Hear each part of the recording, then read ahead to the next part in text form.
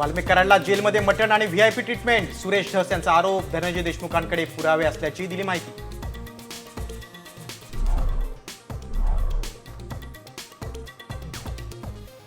नाशिकमध्ये अनधिकृत धार्मिक स्थळावरून तणाव. कारवाईवरून हिंदू आणि मुस्लिम संघटना आक्रमक. 7 दिवसांसाठी आंदोलन स्थगित.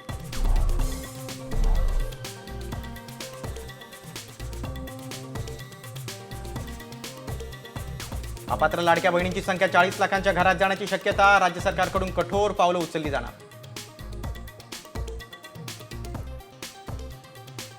महाकुंभात महिलांच्या आंघोळीचे व्हिडिओ काढणाऱ्याला सांगलीतील तरुणाला बेड्या. टेलिग्राम चॅनलवर व्हिडिओची 2000 विक्री.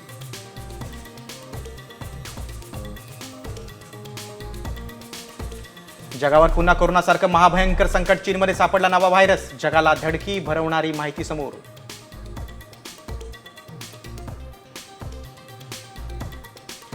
चॅम्पियन ट्रॉफीमध्ये उद्या क्रिकेटच्या मैदानात भारत पाकिस्तान युद्ध. पाकिस्तानला लोळून क्वार्टर फायनलमध्ये तिकीट कन्फर्म करण्याची भारताला संधी.